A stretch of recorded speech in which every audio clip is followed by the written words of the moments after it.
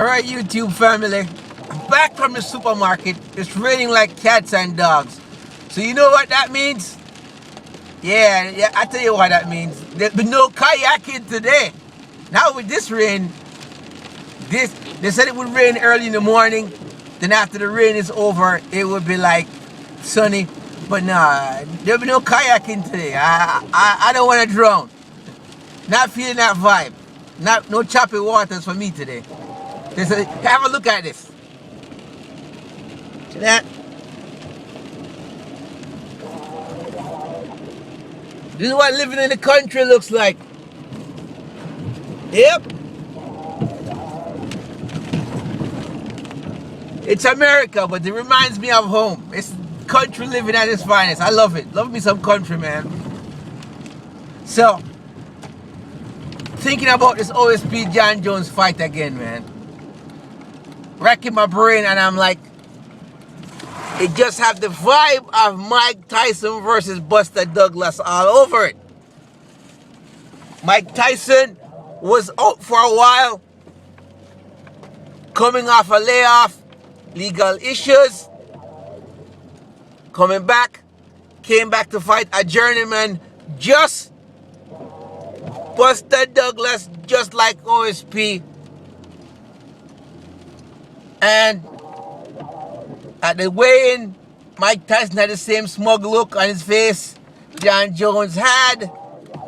Everybody was saying Mike Tyson was gonna cream Buster Douglas. The odds were against Buster Douglas. He had diabetes. His mother just died.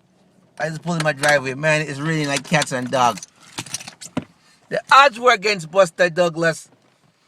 Buster Douglas came out and got the win. So I'm calling for John Jones still. I'm saying it's gonna be a second round knockout, fourth round submission. If it goes the distance, John will win by points on the card for displaying outrageous dynamic skills.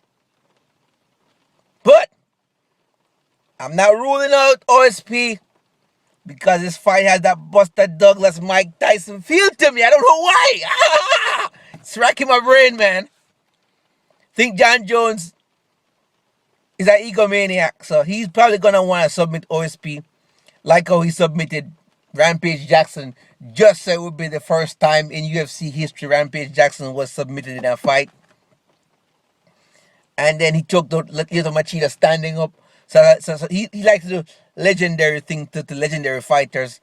And then fighters like Daniel Cormier, where DC said he's the ultimate grinder. Well, he said he outgrind DC because he picked him up and slammed him down twice. So that's the kind of stuff that I suspect John Jones in his mind like to do. He likes to go into people's backyard where they specialize, what their specialty is, and beat them there. Like Chael Sonnen, he out-wrestled him and he beat him there.